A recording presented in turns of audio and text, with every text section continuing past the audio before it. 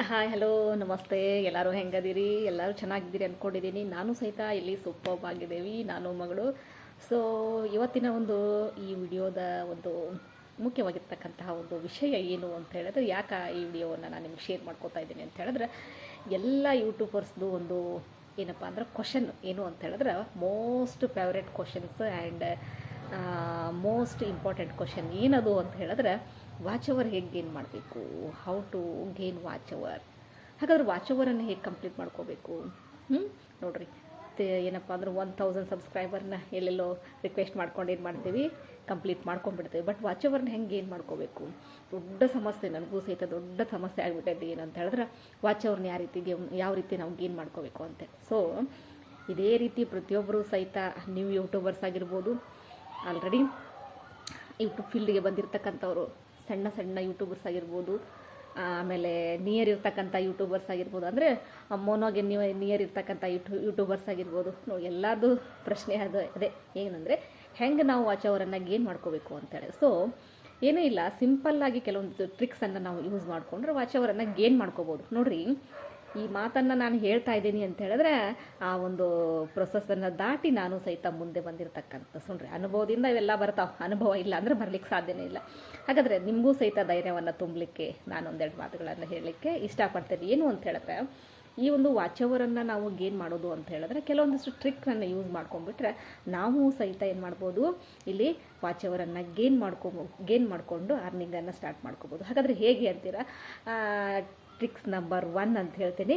ಏನು ಅಂತ ಹೇಳಿದ್ರೆ, ನಾವೇನು ಮಾಡಬೇಕು, ವಾಚ್ ಅವರನ್ನು ಗೇನ್ ಮಾಡಬೇಕು ಅಂತ ಹೇಳಿದ್ರೆ, ವಿಡಿಯೋಸನ್ನು ಏನು ಮಾಡಬೇಕು, ನಮ್ಮ ಒಂದು ಫ್ರೆಂಡ್ಸಿಗೆ ಶೇರ್ ಮಾಡಿ ಕಂಟಿನ್ಯೂಸ್ ಆಗಿ ಪ್ಲೇಲಿಸ್ಟಿಗೆ ಹಾಕ್ಕೊಂಡು ಅದನ್ನು ಕಂಟಿನ್ಯೂಸ್ ಆಗಿ ನೋಡಿರಿ ಅಂತೇಳಿ ರಿಕ್ವೆಸ್ಟನ್ನು ಮಾಡ್ಕೊತಕ್ಕಂಥದ್ದು. ಸೊ ನೋಡಿರಿ, ನಮ್ಮ ಒಂದು ಸಾಕಷ್ಟು ಫ್ರೆಂಡ್ಸ್ ಇರ್ತಾರೆ, ಫ್ರೆಂಡ್ಸ್ ಗ್ರೂಪ್ ಇರ್ತೈತಿ, ಅವ್ರಿಗೆಲ್ಲ ಏನು ಮಾಡಬೇಕು, ಇಲ್ಲಿ ಹೇಳ್ತಕ್ಕಂಥದ್ದು, ನೋಡು ನೀನು ಅದನ್ನು ಸ್ವಲ್ಪ ಆನ್ ಮಾಡಿ ಇಟ್ಟಿರು, ಅಥವಾ ನೀನು ಅದನ್ನು ನೋಡ್ಕೋತಾ ಇದ್ದಾಗ ಏನಾಕೈತಿ ಅಂದರೆ, ನಂಗೆ ವಾಚ್ ಅವರ್ಗೆ ಏನು ಆಕೈತಿ, ಹೆಲ್ಪ್ ಆಕೈತಿ ಅಂತ ಹಿಂಗೆ ನೀವೇನು ಮಾಡಬೇಕು, ಅವ್ರಿಗೆ ತಿಳಿಸಿ ಹೇಳಿದಾಗ ಏನು ಮಾಡ್ತೈತಿ, ಅವರು ಸಹಿತ ನಿಮ್ಗೆ ಹೆಲ್ಪ್ ಮಾಡ್ತಕ್ಕಂಥದ್ದು. ನೋಡಿರಿ, ಅಲ್ಲಿಂದನೂ ಸಹಿತ ನಿಮ್ಗೆ ವಾಚ್ ಅವರ್ ಗೇನ್ ಆಗ್ತೈತಿ.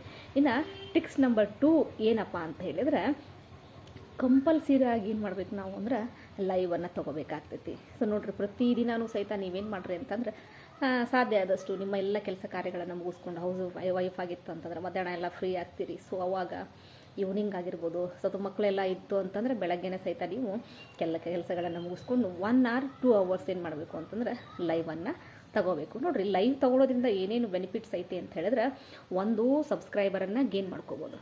ಹೌದಾ? ಸಬ್ಸ್ಕ್ರೈಬರನ್ನು ಗೇನ್ ಮಾಡ್ಕೋಬೋದು. ದೆನ್ ಒಳ್ಳೆ ಫ್ರೆಂಡ್ಸು ಸಹಿತ ನಮಗೆ ಸಿಗ್ತಾರೆ. ದೆನ್ ಏನಾಗ್ತೈತಿ ಅಂತ ಹೇಳಿದ್ರೆ, ನಮ್ಮದು ಒಂದು ಕಮ್ಯುನಿಕೇಷನ್ ಯೂಟ್ಯೂಬರ್ ಜೊತೆಗೆ ಬೆಳೀತೈತೆ. ದೊಡ್ಡ ಯೂಟ್ಯೂಬರ್ ಸಹಿತ ಬಂದು ನಮ್ಮ ಲೈವ್ಗೆ ಜಾಯ್ನ್ ಆಗ್ತಾರೆ, ನಮಗೆ ಸಪೋರ್ಟನ್ನು ಮಾಡ್ತಕ್ಕಂಥದ್ದು. ದೆನ್ ಮತ್ತೇನಾಗ್ತೈತಿ ಅಂತ ಹೇಳಿದ್ರೆ, ನಮ್ಮ ಒಂದು ವಾಚ್ ಅವರ್ ಗೇನ್ ಆಗ್ತಕ್ಕಂಥದ್ದು.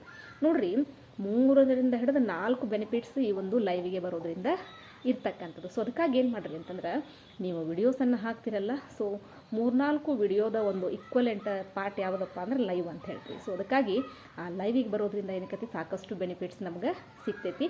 ವಾಚ್ ಅವರು ಸಹಿತ ಬೇಗ ಆಗ್ತೈತಿ. ಸೊ ಅದಕ್ಕಾಗಿ ನೀವು 1 ವೀಕಲ್ಲಿ ಸಂಡೇಕೊಂದ್ಸರಿ ಲೈವ್ ಮಾಡ್ಬೋದು, ಅಥವಾ ಇಲ್ಲ ಫ್ರೀ ಇರ್ತೀನಿ ಅಂತ ಹೇಳಿದ್ರೆ ಒಂದು 3 times ಆದರೂ ಮಾಡ್ಕೊಳ್ಳಿ. ಇಲ್ಲ ಪ್ರತಿದಿನವೂ ನಂಗೆ ಮಾಡಲಿಕ್ಕೆ ಐ ಕ್ಯಾನ್ ಏಬಲ್ ಅಂತ ಹೇಳಿದ್ರೆ, ಪ್ರತಿದಿನವೂ ಸಹಿತ ನೀವು ಲೈವನ್ನು ಮಾಡಿಕೊಡ್ರಿ. ಸೊ ಈ ರೀತಿ ಮಾಡೋದ್ರಿಂದ ಏನಾಗ್ತೈತೆ ಅಂದರೆ, ನಿಮ್ಮ ವಾಚ್ ಅವರನ್ನು ಬೇಗ ಗೇನ್ ಮಾಡ್ಕೊಳ್ಬೋದು. ನೋಡಿರಿ, ಇದನ್ನು ಟ್ರೈ ಮಾಡಿ ನನಗೆ ಕಮೆಂಟ್ ಹಾಕಿರಿ.